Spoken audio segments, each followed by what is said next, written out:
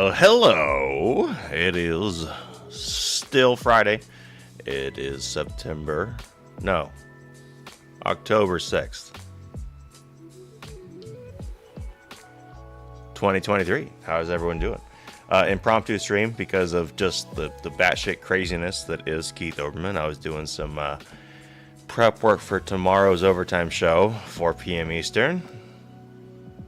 And we got to make a standalone with this one. It is just, he finally gets the manifested craziness. The media makes it true for Keith Olbermann that somehow Trump is an international spy guilty of the Espionage Act. Oh, I'm sure that this was not a coordinated media job whatsoever. So anyway, do me a favor and I put a link out on Twitter if you guys don't mind retweeting that, since we're off our normal time, so people might see it and hop in for some fun on a Friday evening. Much appreciated. All right, so here we go. Let's dive right into this. Since we're waiting for people to kind of come in, let's throw in. Let's go over to Mr. Stop the Hammering to see how this crew is handling it just before we get into the Keith Olbermann part. About defendant Donald J. Trump is that he revealed nuclear secrets to an Australian billionaire. But were they secrets? They've yet to prove that these are secrets. Who purchased his access to Donald Trump while Donald Trump was president. Donald Trump is the only president in history who publicly put a price tag on physical access to him. Right. So I guess there's two angles to this.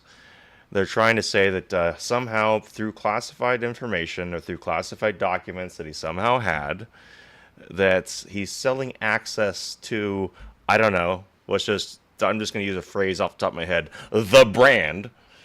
And, I'm seeing some parallels to the whole Hunter Biden, Joe Biden situation here, with selling access while in office to the brand. With the price paid for that access going straight. Access to who? Access to the brand. Crazy. Straight into his own personal pocket, not his campaign. Australian billionaire Anthony Pratt decided to pay that price for access to the President of the United States by buying a membership at the Mar-a-Lago. I'm sorry, if you got that much money, you do something different with your hair. I mean, the guy looks like if Uncle Fester and Carrot Top, had a kid. And yeah, I know both those characters are male characters, and I realize what I'm saying here. But you got $1 billion. I'm sorry, you do something, do whatever. I mean, look at what Trump did. He put on the bronzer, But I'm sorry, this is, it's, you got billions of dollars. Do something. Come on. Club that Donald Trump runs at his Florida residence because he could not afford the home without the income from the club. The Australian billionaire bought that access only after Donald Trump became president, and he got exactly what he wanted at the club, which was frequent contact with Donald Trump, including having dinner with the then president of the United States. The New York Times is reporting tonight, shortly after he left office, former President Donald J. Trump shared apparently classified information. Apparently. Well, there's another one of those LY words that they're so fond of today. So we have possibly, apparently, and shortly, well, that's another LY word. About American nuclear submarines with an Australian businessman during an evening of conversation at Mar-a-Lago, his private club and residence in Florida, according to two people familiar with the matter. According to another person familiar with the matter, Mr. Pratt is now... Is that one of the two people, or is this now a third person that's familiar with the matter? Among more than 80 people whom prosecutors have identified as possible witnesses who could testify against Mr. Trump at the classified documents trial, which is scheduled to start in May in federal district court in Florida. The account that Mr. Trump discussed some of the country's most sensitive nuclear secrets with him in a cavalier fashion could help prosecutors establish that the former president had a long habit of recklessly handling classified information. And the existence of the testimony about the conversation underscores how much additional information the special prosecutor's office may have amassed out of the public's view. So what you're saying is that they leaked this information. So it was so sensitive for Trump to share whatever alleged information he possibly, allegedly shared. But you're going to share that information now with the world. Okay. The secrets that Donald Trump revealed to the Australian billionaire about the United States Navy submarines, were they secrets or were they public knowledge? Included, quote, how many nuclear warheads the vessels carried and how close they could get to their Russian counterparts without being detected. Donald Trump has had no access to additional classified information since leaving the presidency. Which means that any numbers that he's had in his head, or any numbers he shared, were not necessarily the actual numbers. Because of this, I just think that there is no need for him to have that intelligence briefing. What value is giving him an intelligence briefing? What impact does he have at all, other than the fact he might slip and say something? We have entered the dismissal and delay stage of the Trump prosecutions, with criminal defense lawyers doing what criminal defense lawyers almost always do: ask for dismissals and ask for delays. Motions to dismiss in criminal cases are standard defense procedure that rarely work. Motions to delay the cases are also standard procedure and do work more frequently. Today, at 8:30 a.m., Trump criminal defense lawyers asked their favorite judge, Aileen Mercedes Cannon, who was appointed by Donald Trump, to delay the trial in the classified documents case 6 months so that it wouldn't begin before November of next year. Do you want to know why? Or are you even going to ask the question? I know why, because if you're not following Robert Grueva, you absolutely should be following Robert Grueva. The most recent video, one of the recent videos he puts out, was they're slow walking their production of this classified material, quote unquote classified material. I have been maintaining that I'm fairly sure that what is in these classified, so-called classified materials is his presidential daily briefing materials. Now, what did Joe Biden on the screen here a few minutes ago, what did he say that he was preventing Trump from having? His presidential daily briefs. The post-presidency daily briefs. Okay. Interesting. That would get the trial to start. What I mean is that these people project. They project all the time what they're afraid of, what they don't want people to have, what they, what they're letting it. They let people know, so people in the know, they hear that, they understand what's going on with that, but they project so much that it's at this point it's. I mean, think about the first impeachment. The first impeachment turned out to be 100% true. Joe Biden did get the prosecutor fired, was working with his son during that period of time, absolutely tried to extort and withhold aid, which is the same thing they said that Trump was doing.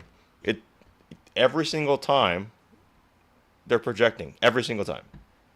Some might call that a pattern. After the presidential election, at 10:45 a.m., Donald Trump's Georgia co-defendant, David Schaefer, adopted co-defendant Kenneth Chesebro's motion to dismiss.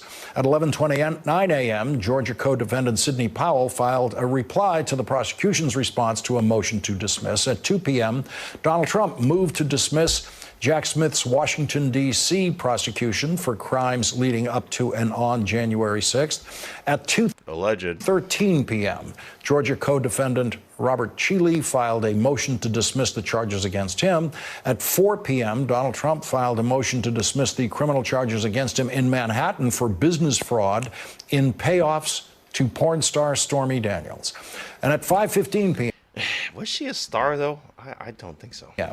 Georgia Judge Scott McAfee held a hearing on motions to dismiss by co-defendant Sidney Powell and indicated that a dismissal would be unlikely. Leading off our discussion tonight is Barbara McQuade, former U.S. attorney and law professor at the University of Michigan Law School. Glenn Kirshner. These are some of the most despicable people in the Washington, D.C. media swamp. I mean, between all of them, I don't even know if you have a soul. A former federal prosecutor and host of the Justice Matters podcast, both are MSNBC work of this hour, about Donald Trump verbally, apparently, sharing nuclear submarine secrets with an Australian who then told approximately 80 people, according to the follow-up reporting on how many people this person told.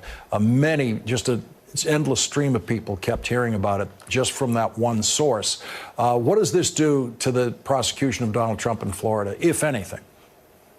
Well, I certainly expect to see stories like this played out as fact witnesses to establish a pattern of conduct by Donald Trump, how loose his, bronzed lips were with respect to classified information, particularly after he left the presidency, the extent to which he had no respect for the safeguarding of that classified information to which he had been privy while president.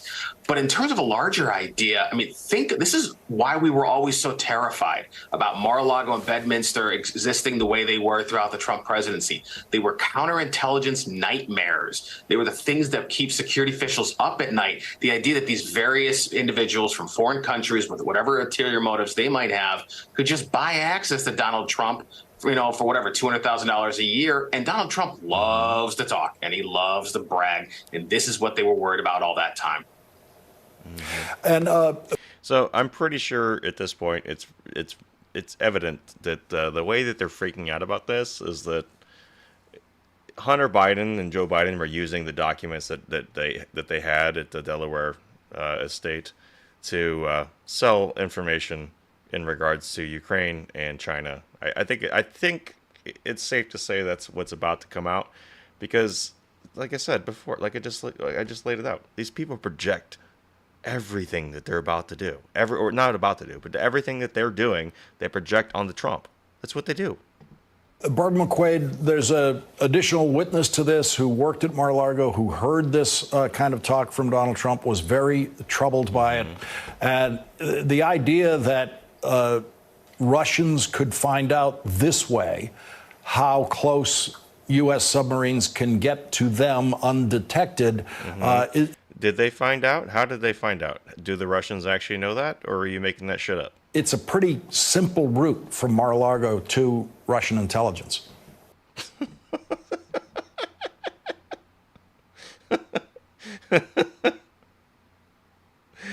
Really? That easy?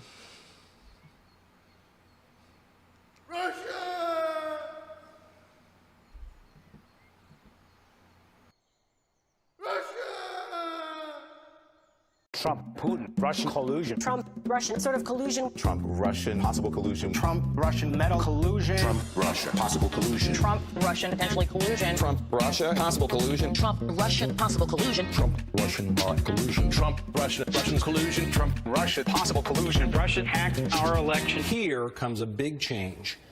Because all of a sudden, Trump, Russian, possible collusion, Russian collusion. Trump, Russian, possible collusion. Trump, Russian, possible collusion. Trump, the Russians, collusion. Collusion with the Russians. Trump, Russia, possible collusion. Trump, Russia, possible collusion. Prove collusion. Prove collusion. Was there collusion? Absolutely. Trump, Russia, possible collusion. Trump, Russia, possible collusion. Trump, Russia, possible collusion. Trump, Russia, possible collusion. Trump, Russia, possible collusion. Trump, Russia, possible collusion. Trump, Russia, potential collusion. Trump, Russia, potential collusion. And the Kremlin and be in collusion with Putin and the Kremlin and be in collusion and Putin and the Kremlin and be in collusion with Putin and the Kremlin are very worried in collusion. This president in collusion with Putin and the Kremlin and be in collusion. This president in collusion with Putin and the Kremlin are very worried in collusion. All 17 intelligence agencies. 17 agencies. 17 of our intelligence agencies have confirmed. 17 intelligence agencies. 17 different United States intelligence agencies. All 17 of them.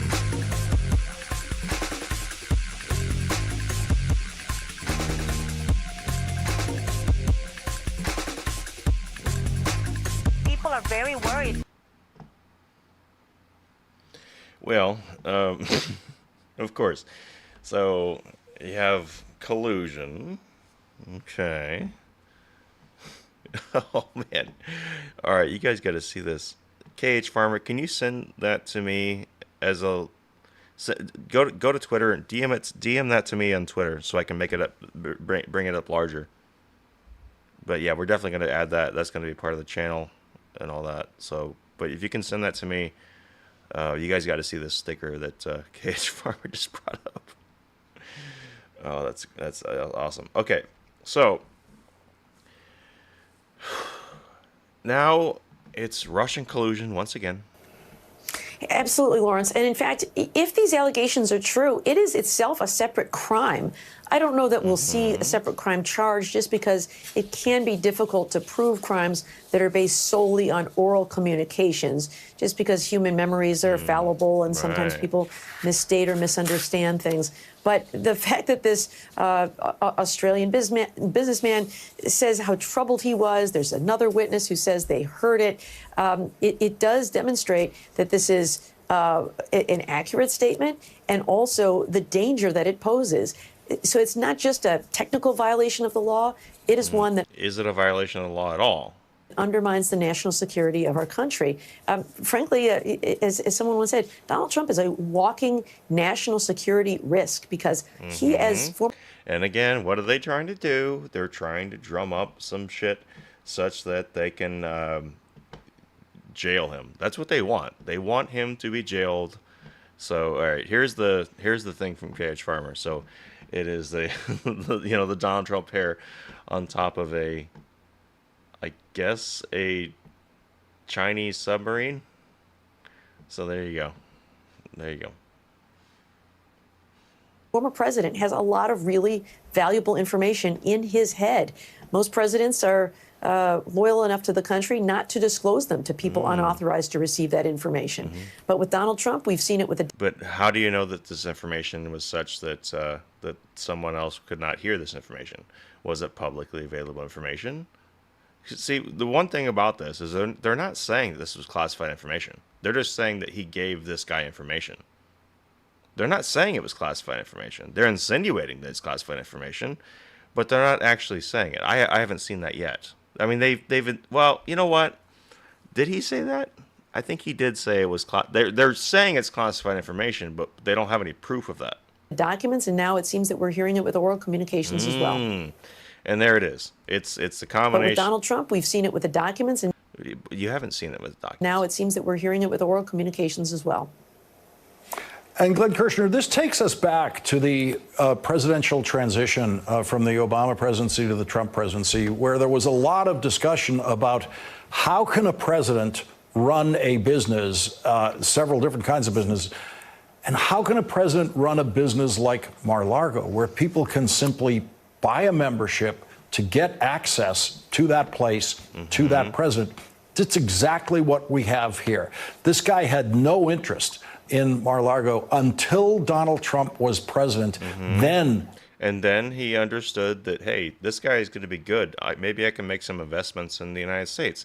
And then he did. He invested $2 billion in companies in the United States because he understood that Trump's policies were favorable for him to do business. That's literally what he's said in one of his statements that I was reading about this today.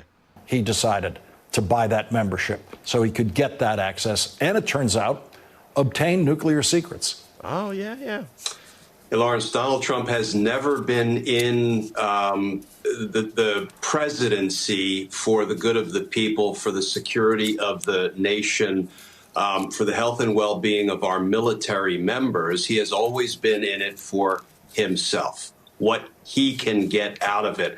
And I don't know how many times and in how many ways we're going to have that thrown in our face before we start to see some real accountability. Don't get me wrong, 4 criminal indictments, 2 state and 2 federal. Is it just me, or these people look... They look like they are tired. They look like they're weak. They look horrible for people that are supposedly winning. Is it just me? I feel like everybody that we've seen on any of the shows I've been doing in the past month or two, ever since the indictments kind of really started rolling out, they look horrible. Like they're aging rapidly. Good start, but they're only a start. We have continued to let him, when I say we, I mean the institutions of government, have continued to let him endanger witnesses, judges, jurors, their family members. And it finally took a state court judge, Judge Arthur Engoron, to step up and say enough is enough. And whereas I was thrilled to see Judge Engoron issue a partial gag order to help protect his. So look at Barbara McQuade.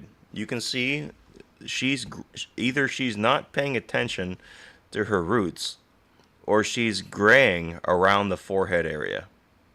That's new. That's not something that was there before. Even what's his face here? Glenn with 2 N's, Kirshner. I don't like his beard and his mustache is getting whiter. Lawrence O'Donnell, he's always been that close to death, but it just, to me, it just, there's something. I mean, even with McQuade, there's something going on. These people are they're supposedly winning, but they're not well. Court staff, shouldn't we be in the business of protecting everybody, witnesses, jurors, judges, prosecutors, and others against Donald Trump's dangerous rhetoric, not when it just happens to be somebody very close to us, like our court staff? So, I mean, the danger that Donald Trump continues to pose to this country, to our military members, to foreign countries, as I think exemplified by this new, just unfathomable reporting about him sharing nuclear secrets, is it just can't be overstated. Mm-hmm. And no one would have known about it unless it became this sensational story that it was today.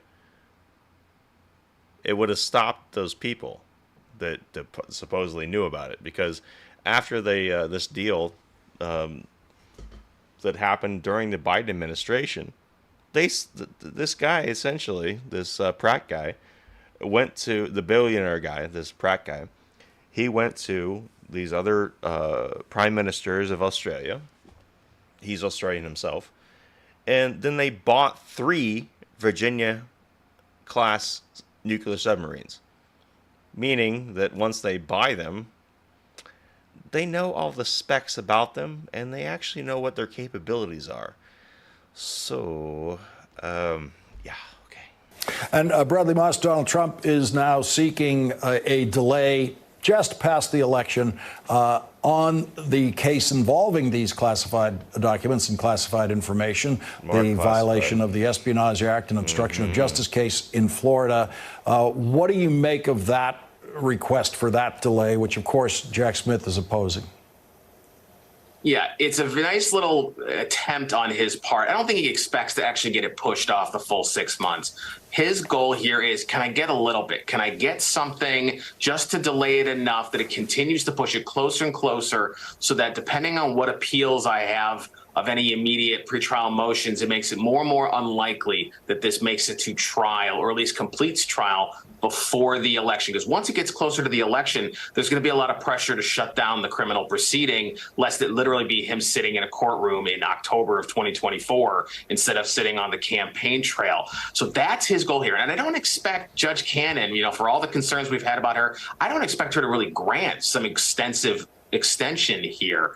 But I do see her taking her sweet time, possibly, to get around deciding what she wants to do and maybe giving him a little bit more slack than he should be given at this point. Barbara McQuaid, this is a standard stage of criminal procedure: defense motions to dismiss, defense motions to delay. In this case, the Trump lawyer is saying, we haven't had enough time with the classified documents, and there's no facility in Florida where we could adequately examine the classified documents yet, therefore we must have a delay. What are you seeing in the dismissal motions that might have merit, if anything? Yeah, nothing really, Lawrence, concerns me right now. We've got a couple of dismissal motions filed by Donald Trump, one based on this sort of double jeopardy idea that the fact that he was not convicted at his impeachment hearing by the Senate, that somehow precludes criminal prosecution. I don't see that one going anywhere. Those are different entities, different branches of government with very different functions and purposes. He's got another one that says that because he was president of the United States, he's immune from criminal prosecution. No. Not necessarily just because he was president. He was trying to perform his presidential duties, which was upholding the Constitution by not letting a bunch of COVID nonsense fraud infect the 2020 election. Again, I don't see this one surviving. And that's because although the president does have broad powers to take care that the laws be faithfully executed, yes. Faithfully executed under the Constitution. And even though the president does enjoy we're starting with the qualifiers already. Immunity for actions that he takes within the official scope of his office, the allegations about what he did in this election is outside of that scope. Is it, though? Or is that your personal opinion? Interfering with the state elections. Yes, but the state elections have to follow the federal in the Constitution, which essentially says that the state legislatures are the ones that have the laws. The problem that they had, where they had governors and they had secretaries of states and attorney generals dictate through unpassed COVID policies in regards to the election and the mail-in balloting. You had those people dictating it, not the state legislatures, which is outside of the Constitution, which is per his duty to investigate. Is not part of his federal duty. It is part of his federal duties. The president has no role to play in the administration of elections. That belongs to the states. Yes, but if the states don't follow that ties into the federal aspect of it. In fact, I think it's more accurate to characterize what he was doing in the alleged conduct in the indictments was campaigning and not governing. So I don't think that motion's going anywhere either. How can you campaign if everything had already been decided? You guys have been persistent on that the election was over as soon as the media called it on November 7th of 2020. The media called it. They said, that's it. That's done. Biden has wrapped up the Electoral College, and that's done. Well, then how can he be campaigning at that point? Glenn Kirshner, President Ford and President Nixon, if they were alive, would be fascinated by the idea of presidential immunity. Jerry Ford would want to know, well, why did I have to issue a pardon to Richard Nixon after he was president, a pardon that may have cost Gerald Ford the next presidential election? Yeah, Lawrence, absolutely. This is, in essence, the defense filing a motion that says if the president does it, it's not illegal. And my friend Barb is so much more tactful than I am. I agree with everything she said about this frivolous defense motion to dismiss. When I was reading it earlier today, Lawrence, I tell you, if there were people sitting around me and they listened closely, they could probably hear some of my brain cells dying and hitting the floor. I mean, the arguments were just that bad, particularly the contorted interpretation of the impeachment clause. I can't wait to read the reply from Jack Smith's prosecutors, because if their earlier responses to similarly frivolous motions are any indication, it's going to be some really good reading. So what you're saying is it's going to be DC swamp political porn. That's what basically what he's means by that. All right, guys, let's get to the main event here. Keith Olbermann, Trump guilty of espionage and gave away nuke sub secrets.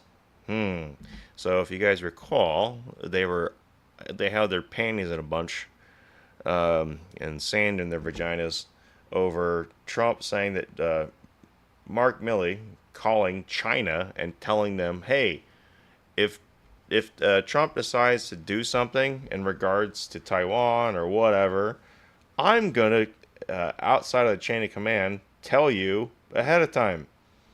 Now, translate that back to, I don't know, let's just say the Revolutionary War or the Civil War, whatever. Pick a time in antiquity, so to speak. Now, if you said, okay, hey, I'm going to go over to the British and I'm going to let them know, hey, if we're about to attack you guys, I'm going to let you know ahead of time. Now, how do you think that would have been handled in that particular time period? Well, yeah, I'm pretty sure in your heads you can figure that shit out. So they're very quick to say, Trump, oh my gosh, he's calling for the execution of Mark Milley. No, he's not. He's just pointing out that the way, at least it's still on the books and still part of the Constitution, still part of the Section 18 of the U.S. Code, Criminal Code. It's all there, right? So how quickly, now that Trump, they say Trump is now in this position, how quickly, and I haven't listened to this yet, we're going to listen to this for the first time together. I wonder how quickly Keith is going to be very keen on throwing Trump in against the treason tree and prepping the rope, so to speak. Let's find out together, shall we? Let's see. Thank you to PTP podcast. Thanks for the cookie. The message, good evening all. Let's see. Ginger45, thanks for the shades. Much appreciated. Thank you, Pete, for the cookie, and Ginger45 for the shades. All right, so here we go. Let's get at it. So the first part is like this iHeartRadio. All right, here we go. Yo.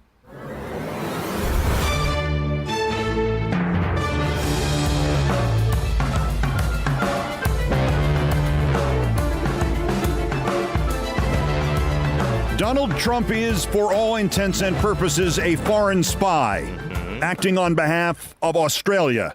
And he should be treated as we treat spies in this country, arrested, detained without bail, treated as the threat to national security that they are, and held as long as is necessary. Since the Mar-a-Lago Trump stolen classified documents nightmare broke upon us 14 months ago, the nightmare within the nightmare has been simple and chilling.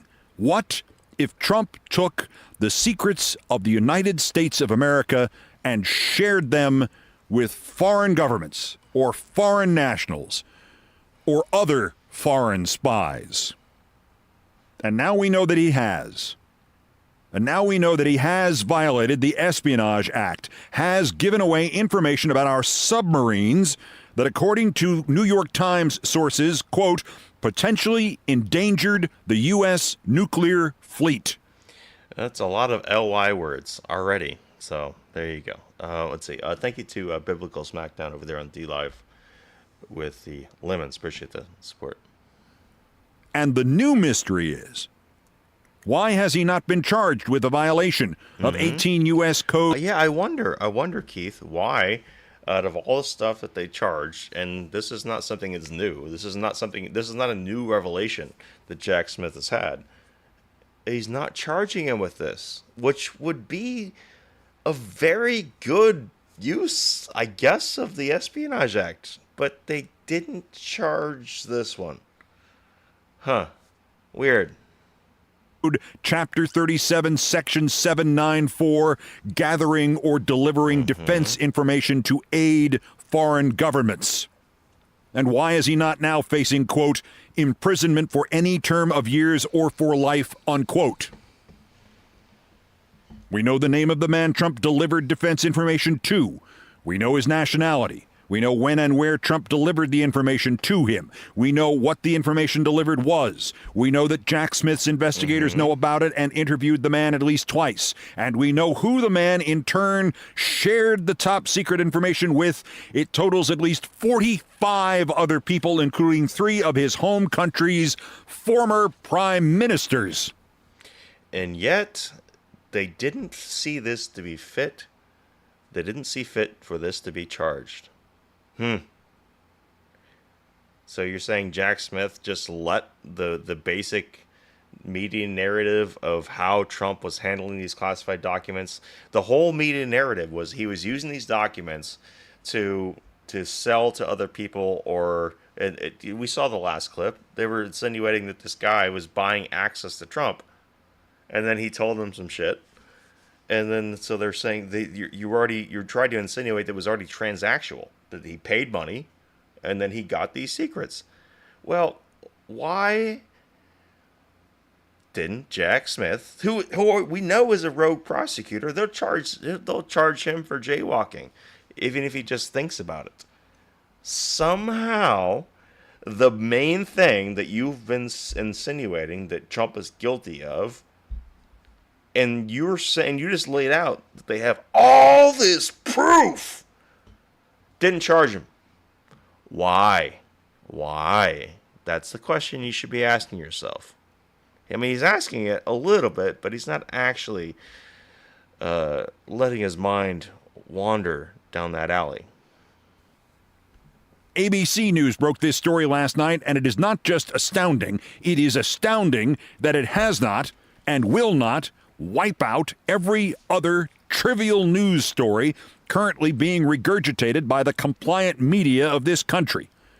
ABC's sources report that in April 2021, which would be, roughly 3 months after Trump lost any protections of the presidency, real or imagined, a member at Mar-a-Lago, a balding Australian named Anthony Pratt with orange hair bearing a startling resemblance to a baby orangutan, approached Trump there, quote, well, good. I'm glad I'm not the only one to notice that the billionaire needs to check out his appearance, and it probably has the money to just do something about it. Looking to make conversation with him. Pratt is an Australian billionaire, head of Pratt Industries, one of the world's largest makers of corrugated packaging, based in Georgia. Pratt told... You mean boxes? So the guy makes boxes? Isn't that the crux of this whole thing? Is that Trump took boxes? Smith's investigators that he and Trump had discussed one particular topic before, so that was his go-to move in the conversation starting at Mar-a-Lago. Quote, he brought up the American submarine fleet. What Anthony Pratt says Trump told him about the American submarine fleet, Pratt would then share with 11 of his own company's employees, 10 assorted Australian officials, 6 journalists, and the 3 former Australian prime ministers, and there are 7 living former Australian prime ministers, so I guess we can count our blessings that the secret submarine information did not reach a majority of them, or reach Rupert Murdoch, or Nicole Kidman, or the late Dame Edna Everage.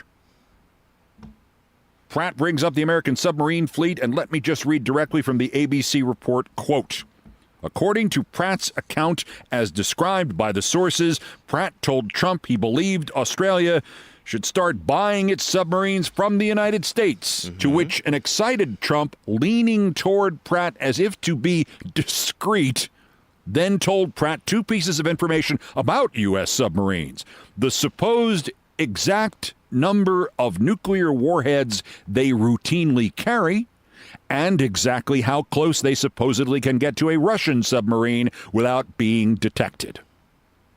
While Pratt told investigators he couldn't tell if what Trump said about U.S. submarines was real or just bluster, investigators nevertheless asked Pratt not to repeat the numbers that Trump allegedly told him, suggesting the information could be too sensitive to relay further.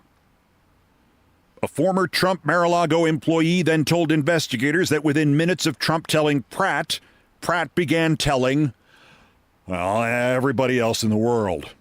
The Trump employee told the... Yep, because 45 people, as we all know, is everyone else in the world.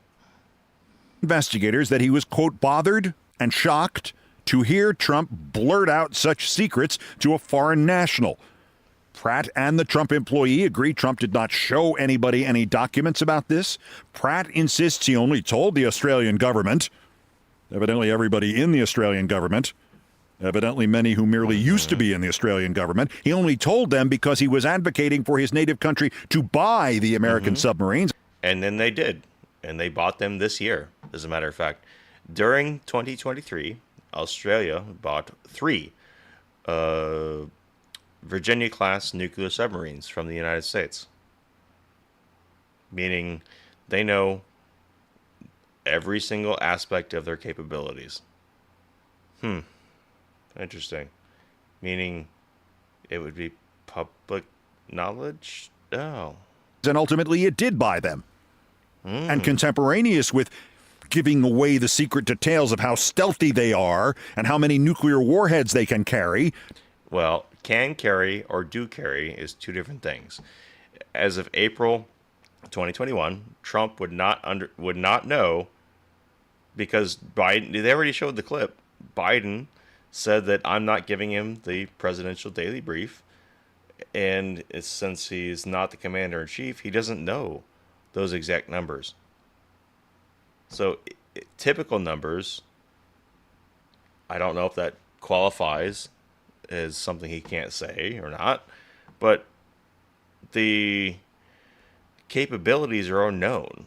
I saw people today posting the current state of how many submarines we have, how many are there, and a lot of this stuff is public knowledge. Trump also told Fox Business Channel that the U.S. has, quote, the greatest submarines in the world, the most powerful machines ever built, and nobody knows where they are. And then they bought some. Well, Anthony Pratt knows where they are. No, he doesn't. How can he know where they are? Does he have... How does Pratt know where they are now when Trump told him some information from 2021? Regardless of what information Trump said, how does Pratt know where our nuclear submarines are now? And presumably the last 3 conservative prime ministers of Australia, Morrison, Turnbull, and Abbott, they know where they are, as do the 11 Pratt employees and the 10 officials and the 6 journalists. They don't know where they are. What are you talking about? Now you're adding new information. You're trying to say that there's a third set or a third piece of information that Trump shared. He didn't tell them where they were. Trump gave away our nuclear submarine secrets to a guy who makes corrugated boxes. It doesn't matter if Australia has largely been a close ally of this nation. It doesn't matter if Pratt invested in plants in this country. It doesn't matter if Trump attended the opening of a Pratt plant in Ohio in 2019. It doesn't matter if, as the Times reports, Pratt is on the list of possible witnesses in Trump's Florida trial. It matters that after Trump was elected, Pratt bought a membership at Mar-a-Lago to gain access to the prostitute president of the United States. And he got the access, and he got it in spades. And he says he visited Mar-a-Lago 10 times. And he once had dinner with Trump and a U.S. senator nearby. And he got into the White House. While one of the prime ministers was there, God knows which. I wonder if Pratt keeps them straight in his own mind by remembering which ones he told about American nuclear submarine secrets and which ones he did not. None of that matters. What matters is Trump compulsively shot off his big bazoo at his crap shack country club to a guy who makes corrugated boxes. And he was overheard doing so by one of his employees at the club. By at least one of his employees at the club. God knows who else heard him that time. God knows who else heard him all the other times.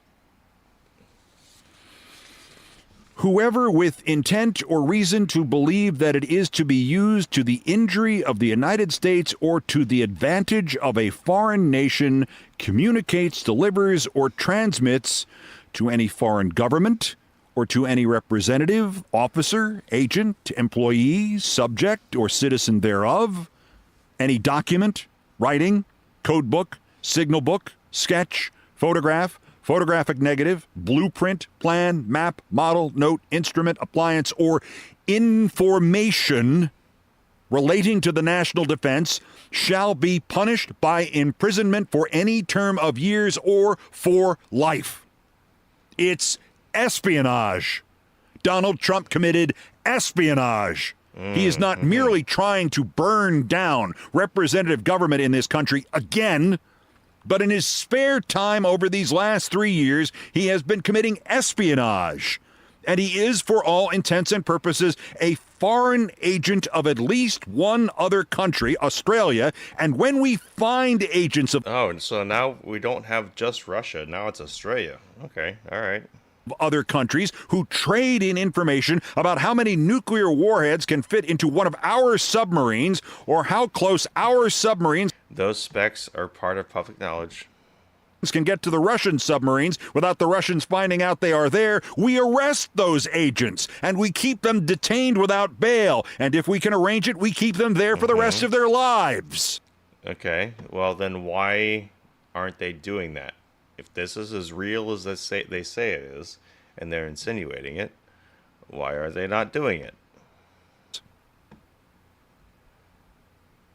And the government, no matter what the fallout to this might be, needs to arrest Donald Trump today. Ah, there it is. There it is. That is the purpose of what? So I feel like we're seeing some sort of a pattern here where you have the independent YouTube idiots like Farron Cousins and Jesse Dollemore, and then you have like your Deadline Nicole Wallace's on MSNBC or Rachel Maddows, and then you have your crazies like Keith Olbermann's, and between all of them, you can see the pattern. They're trying to jail Trump. We saw this about a month or two ago, that they tried to say, oh, this is a possibility. But I think now, because of the polling, they understand. They they are so fucking desperate. Which just begs the question. I think a lot of other people have brought this up. Can they actually pull off 2024 the way they did 2020? And based on this, I guess no. That all the tricks have been found out. They can't comfortably, or they won't comfortably, pull the shit that they pulled in 2020. That, or they're trying to use this to prevent having to actually do it in the light of day. I know that they're brazen enough that they'll do it. I'm not saying that they won't do it.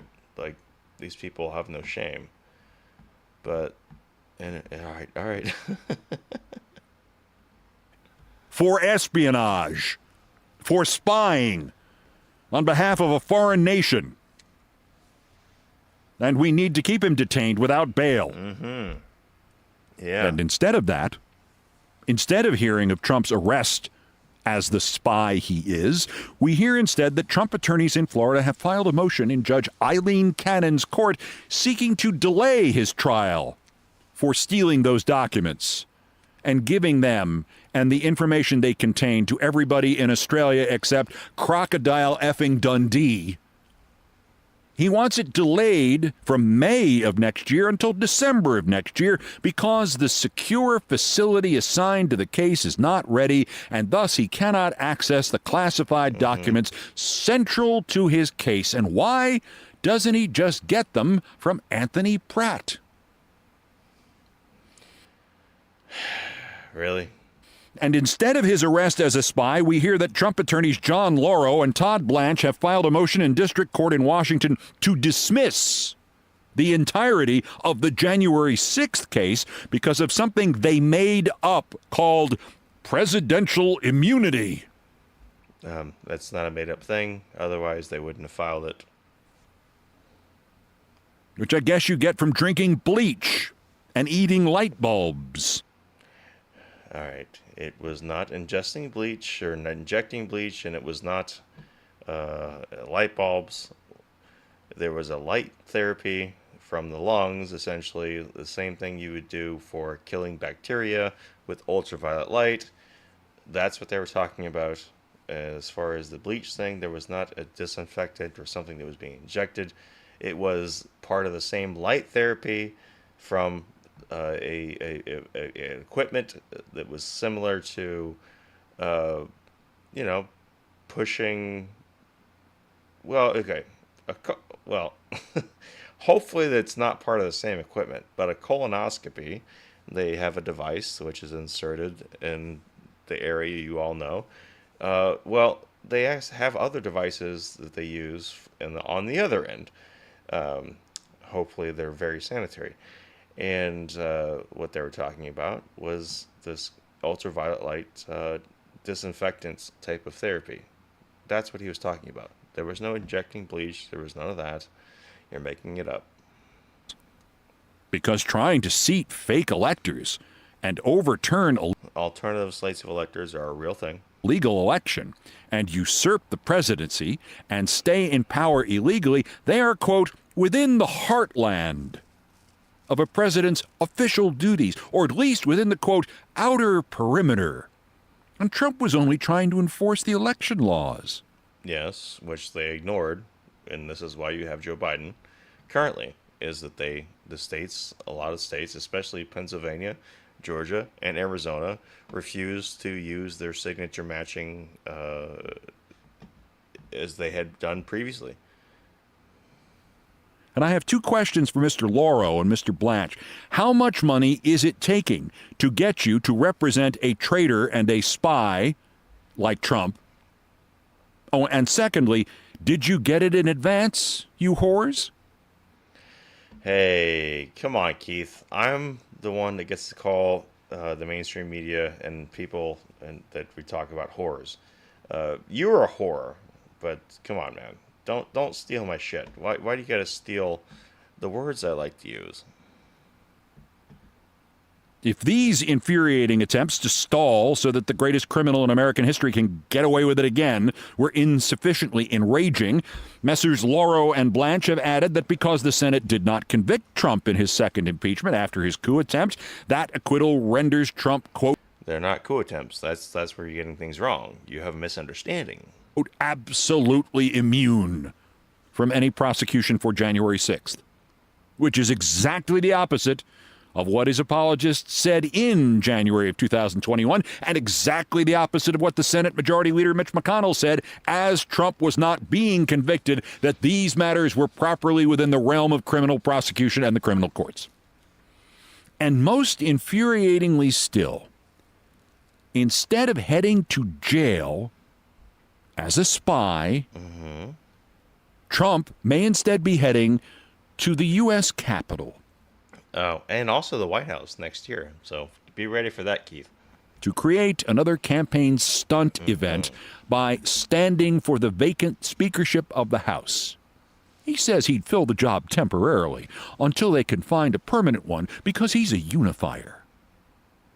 Or he's pretending to stand for the post until he realizes the Speaker of the House has to actually work and not just, despite the title, speak.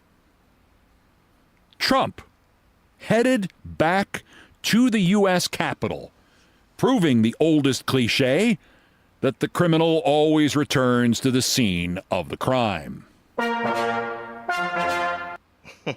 Okay. Honest to God, in a sane country, the debate right now would be a jurisdictional battle.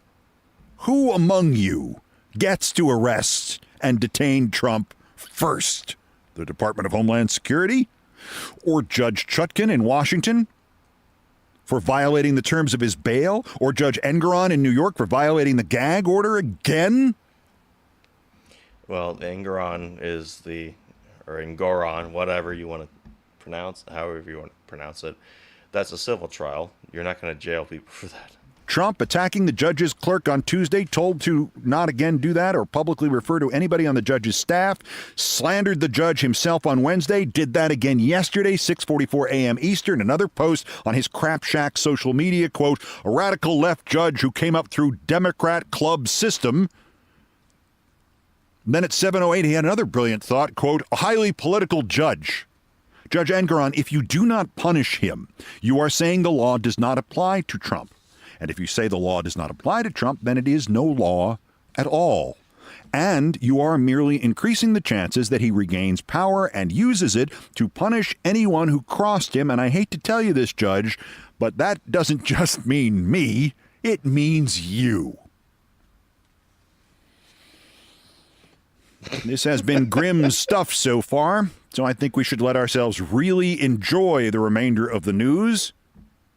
The news that someone has picked up on the rather obvious Trump mistake, that if he paid taxes on a club that he owned on the basis that it's worth $26 million, and now in court he insists it's worth $1.5 billion, Trump probably owes the state of Florida some money. Congressman Jared Moskowitz of that state has written to the assessor of Palm Beach County, noting the slight discrepancy. It's just $1.474 billion. It's chump change if you're a balding, orange-haired Australian box manufacturer. If the property value of Mar-a-Lago is so much higher than it was appraised, asked the congressman. Okay, well, there's a difference between the tax appraisal and the market value appraisal. That's the part that everyone's leaving out.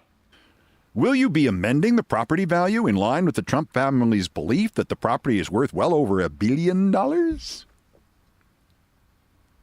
Thank you, Congressman. Meanwhile, back in D.C., let me circle back to the speakership and this assumption that the Republicans, who have proved time and time again that if there are no more Democrats to attack, other Republicans will do just as well for Republican target practice, that they will actually elect a successor to Kevin McCarthy someday. Says who? They are so utterly incapable of anything except conflict that they let a handful of derelicts like Gates and Mace and Burchett and Bob Good, they let 8 scumbags grind their majority's time in power to a halt. Who are we thinking is going to compromise here? They may all be too afraid to turn Trump down, but this still assumes Trump is serious about being speaker, and I'm sorry, I don't see cash for him to pick up, or secret documents for him to steal as speaker, or, to put it in his terms, I just don't see what's in it for him. He's the sucker, isn't he? Also, we do not want the Republicans to elect a new speaker, because the little bow-tied snot rag they have in there now is an acting speaker, and guess what does not count in the presidential line of succession? Right now, that line of succession is Vice President Kamala Harris, and then Senate President pro tempore Patty Murray, and then a bunch of members of the Biden cabinet. Until the Republicans choose their next future ex-speaker, the line of succession is free of Republican scum. Good. 3 more legal larfs. Trump sued Michael Cohen for $500 million for allegedly violating attorney-client privilege. It was just getting to depositions. Trump was supposed to sit next Monday. Trump's withdrawn the suit. Yes, so about that. So it makes sense to me that Trump is withdrawing this suit against Cohen because the New York Letitia James case essentially involves Michael Cohen. That is who is the genesis of that case. So to me, it makes sense for them to do that for other legal reasons. I'm not a lawyer, but I can understand that if you have a current suit against somebody, but then you put it on pause, because he didn't just dismiss it entirely. He said, like, we're just going to put a pin in it because they said without prejudice they're dismissing the suit. So with prejudice, that means that it's over. They're not going to bring it again. Or, you know, whenever it's dismissed with prejudice, then they can't bring it. That would be double jeopardy. So or something similar, or whatever the civil version of that is. Anyway. All right. Well, I guess we'll leave that one there. Just for the sake of breaking things up, because I have one more, I think, piece I want to get to, and then we'll call it for tonight. But just to break it up, when couples build furniture. Can't believe that lady gave us so much sass. I know, it's like we wanted 12 meatballs, you only gave us 10, and now you're gonna give us grief for wanting a free to-go box? God. You ready to double team this bad boy? Nobody else I'd rather double team with, except for like, you know, young Leo. Oh my God, his Gilbert Grape era? So hot. Okay, power couple on 3. One, two. All right, it says we have to take one of the slats, balance it on the center beam, and then secure it with an Allen wrench. Okay, I'm on it. No, that's not, we need one that's like way smaller than that. No, it's this one, I'm telling you. I mean, all right, whatever you say. No, it's not whatever I say, it's what the Swedes say. It says it right there in the directions. Let's just do it this way, and if it doesn't work, we can redo it. Okay. Okay. Sounds like a plan. Okie doke.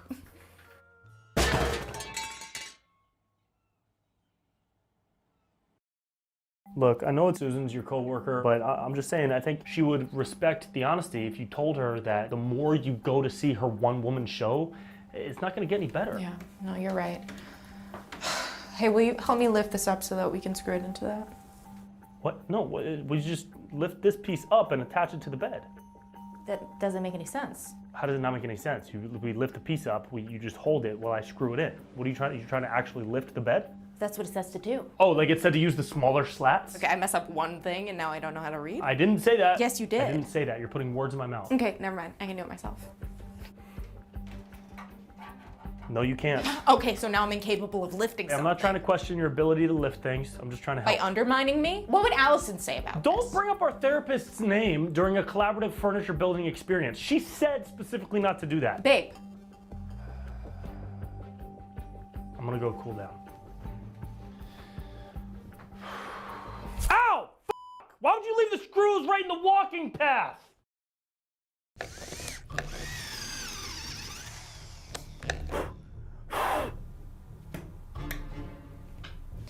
Looks good. Thanks, babe. Oh, you're welcome, hun. I fucking hate that sweater. Never even got her hands dirty. Never look good on you, and it never will. I'm gonna make a garden. Been 9 months. No f***ing garden. Pussy ass bitch. What's up?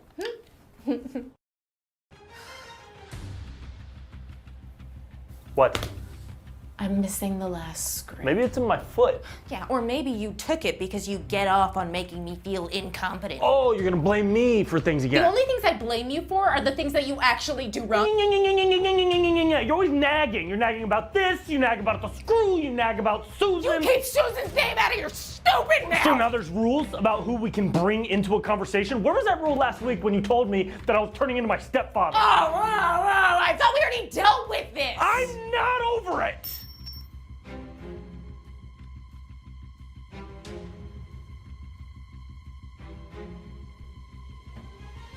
You're not even apologizing! Are you kidding me? I knew. God, these really are better the second day. IKEA meatballs are the best. Shut up. Alrighty. Okay. Let's see. Give me a second here.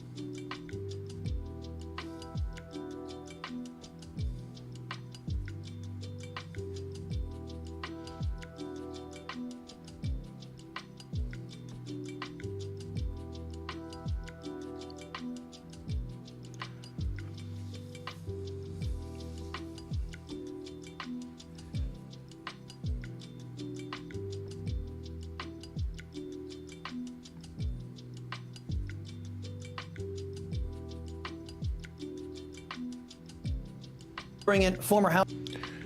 All right, let's end on this one. This is Devin Nunes weighing in on the whole Trump issue with the case in New York with Letitia James. So let's get into this one, and then we'll call it for today, and then we'll be back tomorrow for 4 p.m. Eastern for overtime. All right, so here we go. Last one, we'll call it. House Intel Chairman and CEO of the Trump Media and Technology Group, Devin Nunes. Congressman. Oh, wait a minute. I think I still have it on 125. There we go. Great to see you. In getting this all under control, I guess we need a speaker. President Trump has officially endorsed Jim Jordan. You know him well. He's one of the few politicians I trust. Can he unite a GOP that is so fractured? Well, look, with only a 4-seat majority right now in the House, Chris, it's going to be difficult for anyone. Jim Jordan's been there a long time. He is known as a conservative. I think Jim's high points are, or his great qualities, is that he's a very effective communicator. So I think that's to his advantage. The question will be, though, can you get, at any given time under the current rules, any 4 or 5 members of Congress can shut down the whole Congress. And so what I'm hearing my colleagues say is that no matter who comes out of this race, is that whoever they decide is going to be the speaker on Wednesday, or when they have their vote Tuesday night, they have the vote on the floor on Wednesday, that speaker will be the speaker for the rest of the term. And I think that would be very, very wise. There doesn't need to be any more chaos. They need to pick a leader and go with it. Well, right. And of course, let's not forget that Nancy Pelosi had a 5 vote margin, and she was able to just push all manner of things through because, as you know, Democrats are united in communism and socialism and big government and anti-Americanism, and the Republicans are just divided kind of all over the place. I want to talk to you about this, about these GOP factions. We know the names of conservatives like Biggs, we know Gates, we know Burchett, and others. We don't know the names of the so-called moderates, members of the House Republican caucus. It's gone nearly unreported, except for places like here, that these left-wing Republicans, mostly from New York, we're told, they were threatening Speaker McCarthy with a discharge petition threatening to turn control of the House back over to Democrats if McCarthy even attempted to restrain the Democrats' massive overspending. Now, the press, the GOP, even conservatives are protecting the moderates' identities. Why is it okay, even among Republicans, to drag conservatives through the mud for what some call a betrayal, but when moderate squishes betray the Republicans, the Democrats, or for the Democrats, they get protected? Well, he might be referring to, we covered this on deplorable discussions earlier today. There's a rebuke letter. It was like, I don't know how many people it was. Was it 45? I think it was 45 signatures. And we went through it, and it looked like nobody's name you really know, except for like Dan Crenshaw and maybe a couple others. But that could be the faction he's referring to. These kind of like people who are under the radar, not really part of committees, because if they were part of any of these committees, we would know them mostly by name because of, if they're part of the Judiciary Committee or the Intelligence Committee or this, the Weaponization of Government Committee, we would know their names because we've been paying attention to those a little more closely. But since we don't really know a lot of these people's names, my guess is it's part of this faction that he might be referring to. Well, look, I would sum it up more to this, Chris, and that is that the Democratic Party is a party that's driven. It's a Marxist party that's really using a Politburo-style system in order to raise their members. So you've got these 1960s radicals that are still there that you point out, and Pelosi and Bernie Sanders and all these people that are in their 80s. And then now you see these young Marxist Democrats that are coming up who've never had a job, they've never done anything else, and they are trained Marxist. And they get picked by the SEIU and the radical environmental groups, and they become the candidates. On the Republican side, I will tell you that over the last, from when I first went into Congress, there really was a more moderate wing. But I can tell you that moderate wing is very small, even if it exists at all. And I would say more so what it would be that the Republican Party is a party of individuals. You have a lot of people who have been in business. They maybe came from a state legislature somewhere, and they are more individualistic, and they don't have a Politburo system. And that's why, you know, and look, that's what I would constantly tell my former colleagues and even the ones that call me today. I'm like, guys, look, that politics is a team sport. You got to get 80, 90% of what you want and get it over there and put it on the Democrats' doorstep in the Senate. And if you remember, a couple of weeks ago, my advice to them was to pass short-term CRs and get on message about the border. And this is why the government's not being funded, because Biden won't fix the border. And number two, Biden will not, as long as this corrupt DOJ is still there, that's got to be fixed. I think that was a winning message and a winning strategy, but they couldn't coalesce behind it. I don't suppose you know the names of these left-wing Republicans who were threatening the discharge petition, because even conservatives won't tell me their names. I think it's fair, Congressman, if I'm going to know Matt Gaetz' name and Burchett and all the rest of them, if I'm going to know the conservatives' names and they're going to be drugged through the mud, why don't I know the names of these left-wing Republicans who were ready to turn over control of the House of Representatives to the Democrats? Why don't I know their names? And can you name a couple of them for me? Well, look, what I would say is this, Chris. Number one, I'm not there, as you know, but what it is, it's not so much left wing. I want to make sure you know that there is very few left wing Republicans that are in the United States Congress and the Republican Party today. But you had a wide swath of Republicans who have been there for shutdowns, as I had been in the past, and especially under Obama, when the shutdowns did happen, they destroyed Republican businesses. So they did things like shut down the national parks. Now, everybody can say, well, I don't need to go to the national park. But what about the Republican business that has a small hotel, a boutique hotel? So they punish Republicans. And I think a lot of Republicans who had been there and through this before, it wasn't so much that they're left wing. It's like, hey, at the end of the day, if we don't have a message, we don't want to see the government shut down. So I think overall, a lot of Republicans said we don't want the government to shut down. And that's why I think the better strategy was to do short-term CRs, which is really the only way to cap spending. If you're just funding the government for every 30 to 45 days, that's the only way you're going to cap spending. And then try to get the message that, hey, DOJ's got to be fixed and the border's got to be fixed. Yeah, well, everybody's saying Matt Gaetz is radical and spreading chaos. I think it'd be pretty chaotic for a certain group of Republicans to turn control back over the Democrats in the House. I think that'd be chaos, but maybe it's just me, a little conservative over here. You know what? New York Attorney General Letitia James continues to show people just how incompetent she is. She's even posted a graphic she thinks actually proves this ridiculous sham case. I love this graphic. I commented on this graphic. You know, when you have a really good case is when you put a very tiny asterisk over there next to the appraised, at the end of the appraised value text. And at the very bottom, it's like, you can't even see what it is. It's like, but according to this, what is it? What did he even say? Palm Beach County appraised value. So if you had a really good case, wouldn't you think that would be something you'd really advertise? You really plump that up. But no. It's tiny text.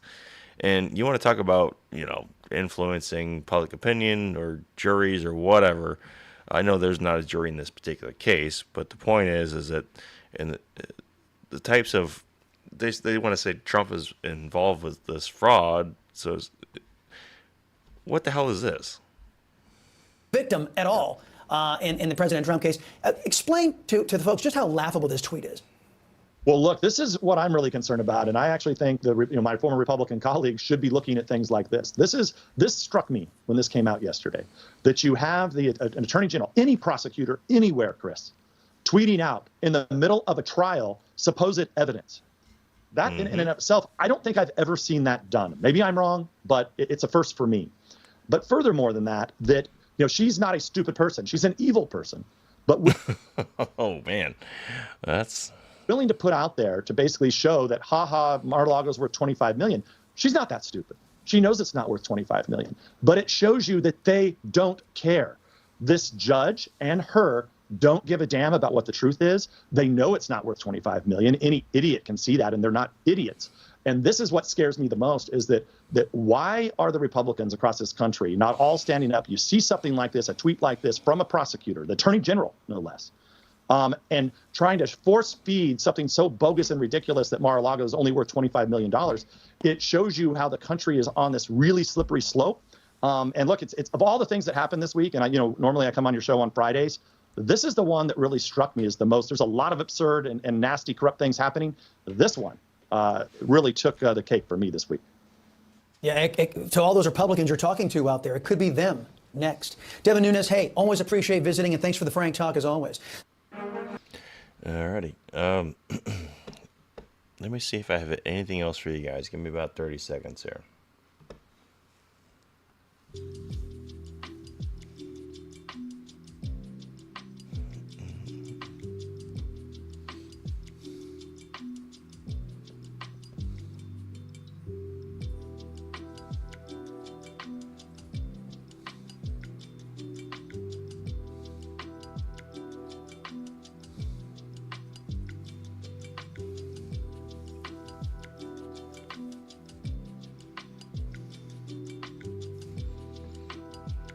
All right, let's go out on a bang.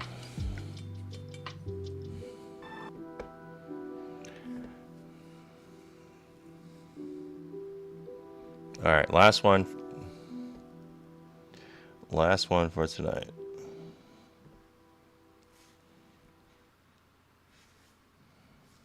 This is the Dollamore Daily, and I'm Jesse Dollamore. Stick around to the end of this video to hear an offer from today's sponsor, Private Internet Access. We knew early on in Donald Trump's presidency that he was a little slippery, a little disrespectful about the classification system of sensitive information in our country, of intelligence. And he's going to bring up the fact that he told the Russians that they should look for a particular type of laptop bomb so that they could avoid a terrorist attack. I guarantee that's what he's going to bring up, because that's what the media has told him to bring up, because we already saw this earlier today. And these people, they think that they're ahead of the curve. I mean, we saw this yesterday with Jesse. He brought up like something. He's like, why isn't NBC News saying that Trump's been a threat for some time? I've been saying he's been a threat for some time. But yet, he's behind the curve on what's already been out there in this particular case. He's spilling the beans about Israeli operatives to the Russians in the Oval Office. Yes. It wasn't Israeli operatives. It was Israeli intelligence about people trying to pass off laptops through airport security. That's it. And trying to conceal explosives.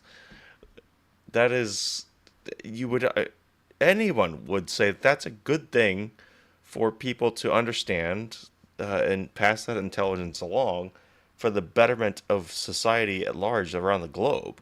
This isn't just because they might be our adversaries, or purported to be our adversaries, doesn't mean that it's not a good thing to stop terrorist attacks. He's tearing up information. I'm sorry, what did I say? It's not a bad thing to stop terrorist attacks. Whatever I said, that should supersede it. He's writing on the back of classified information, to-do notes for his secretary. And then the documents case blew up in his face. Wow. And now we're learning from reporting from ABC. No. You're learning from reporting that ABC is a surrogate of. You're learning this from Jack Smith. You're learning this from the special prosecutor, which should not be sharing any of this information whatsoever. This is what you're learning it from. Let's be very clear where you're getting this information from. Donald Trump discussed highly sensitive military intelligence relative to the capabilities of our submariner force. Now, that's a very highfalutin way of saying specs or capabilities of submarines. So they do this a lot. They try to say they try to is romanticize the right. I don't know. It's they try to really exaggerate. They exaggerate. They're like, it is the nuclear capabilities of a foreign country. Well, is that public knowledge or not? So when they say that he shared shared the details of the nuclear capabilities of a foreign government.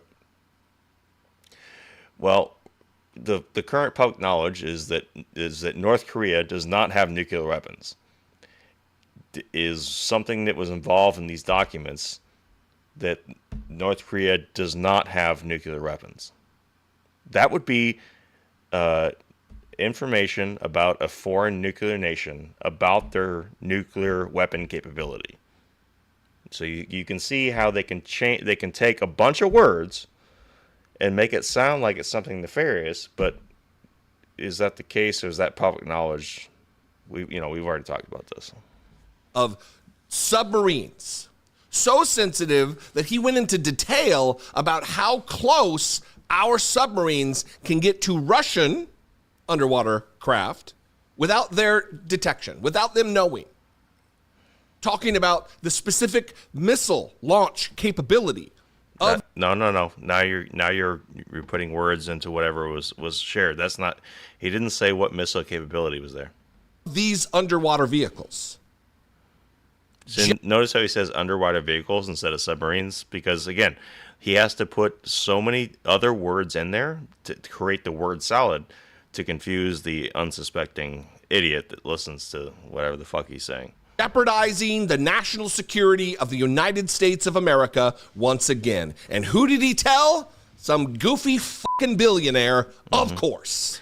Yeah, and what happened with that information? They bought some fucking beep, whatever he did. He bought some beeping submarines from us.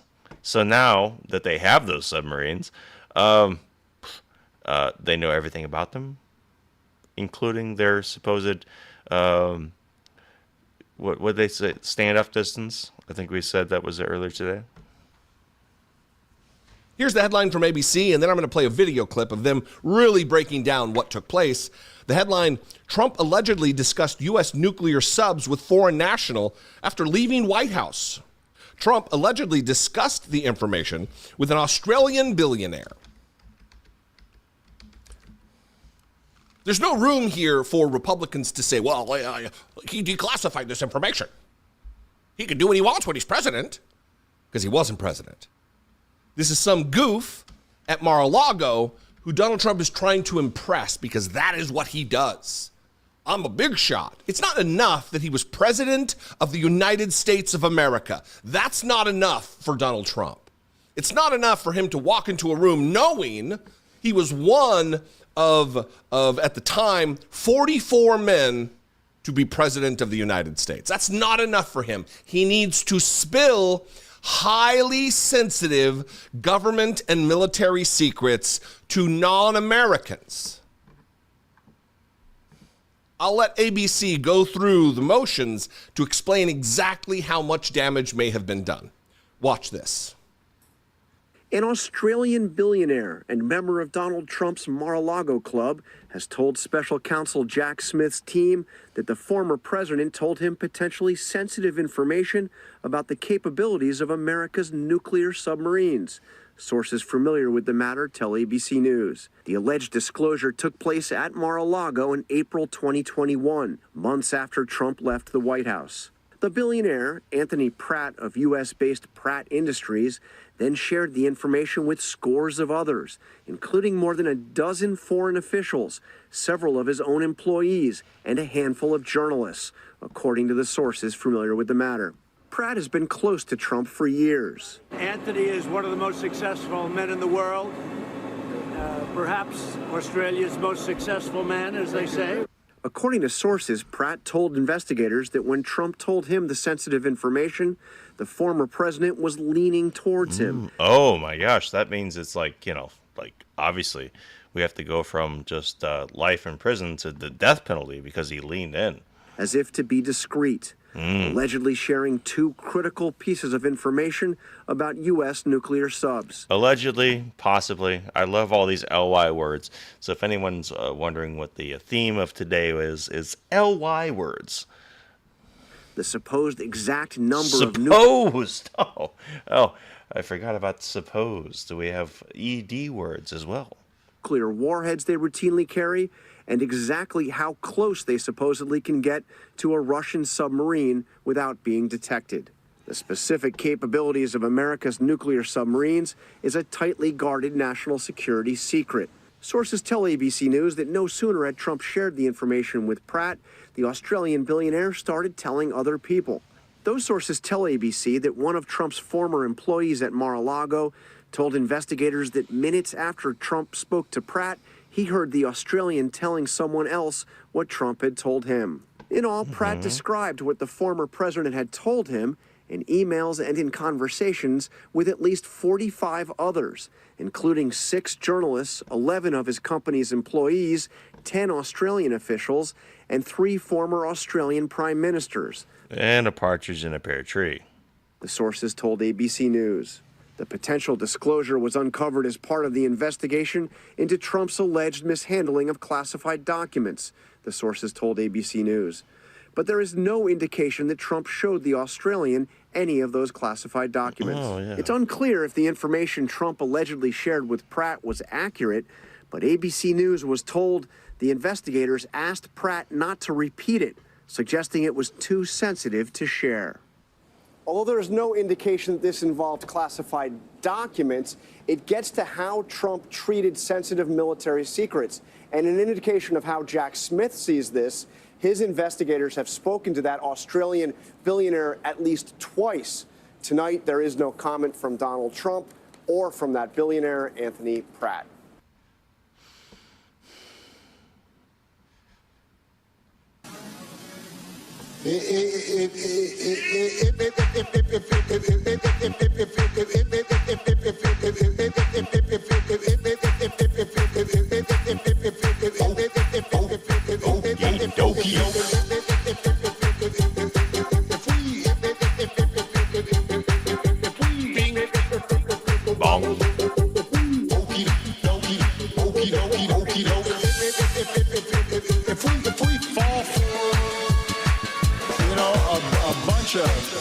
Malarkey.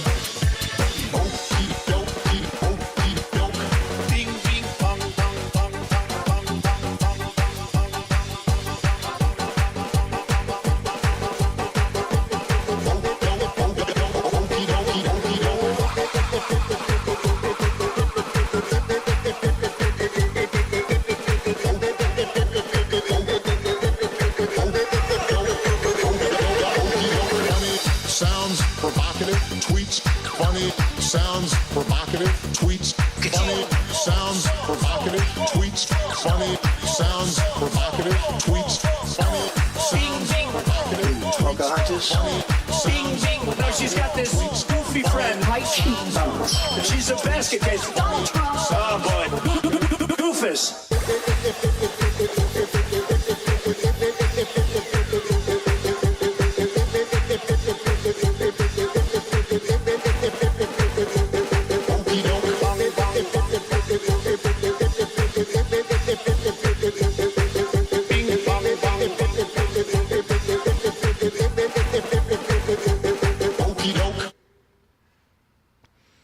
Okey doke. He told him the secrets, and the goof immediately turned around and talked. Immediately telling people at the same event what Donald Trump had just communicated to him. What is it with these billionaires? Why are they all pale, pasty, creepy-ass creeps, billionaires? Do they drink a certain special kind of water that makes them vampiric? Dude, really? Do you know how pasty white you are? You got red hair, dude. Like, do you know how fucking pasty you are? And you really made that comment and didn't think that was going to come back at you? That makes them vampires. Do they drink a certain creepy-ass creeps? Billionaire. Why are they all pale, pasty, creepy-ass creeps? I don't know, man. Have you looked in a mirror? Employees, he's telling foreign leaders, he's telling journalists, he's telling randos at Mar-a-Lago. Yet, crickets from Republicans. The people who claim to support national defense, the people who claim to revere the flag and the troops, these fatriots who use these jingoistic symbols as a prop don't actually care about national security.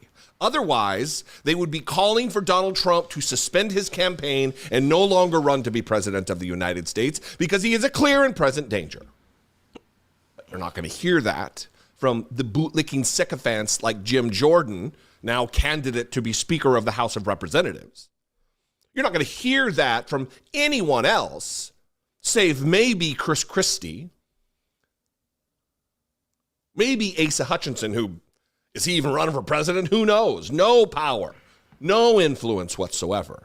The core of the Republican Party is a party of chaos. It's a party of endangering your life and mine and our children. It is a party that it will do anything to suspend normal order for the benefit of Donald Trump.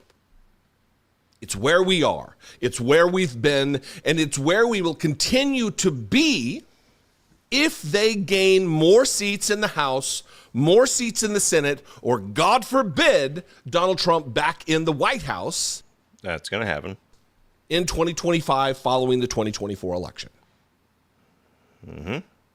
Too often it gets said that this is the most important election of our lifetime. But this is the most important election of our lifetime. I'm glad that I'm glad that you're realizing that.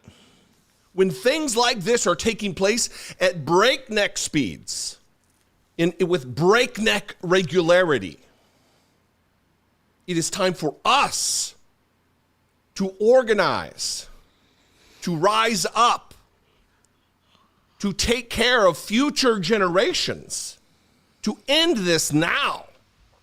In 2024, you have a choice. In 2024, your neighbors have a choice. Your coworkers have a choice. Your family has a choice. Your acquaintances have a choice. And you should encourage all of those groups, all of those people, to get to the polling station, to vote. Or as Donald Trump says, we might not have a country anymore. What do you think? I'd love. So what you're saying is that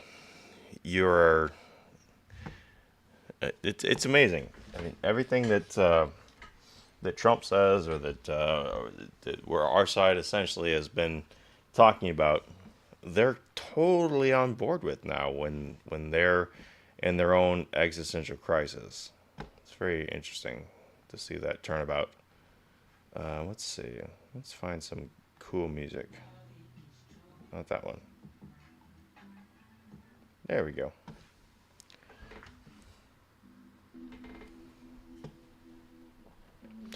Alrighty, guys.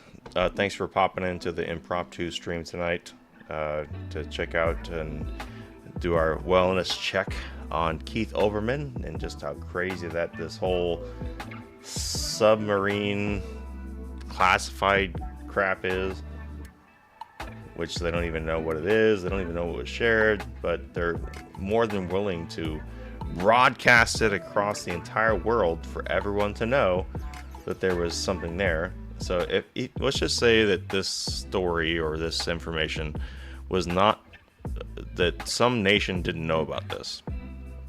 After this story broke, do you think that they're not going to go and try to see or use their own spy intel agencies to see, you know, what the supposed standoff distance is, what the supposed number of weapons that Trump said that these subs carry?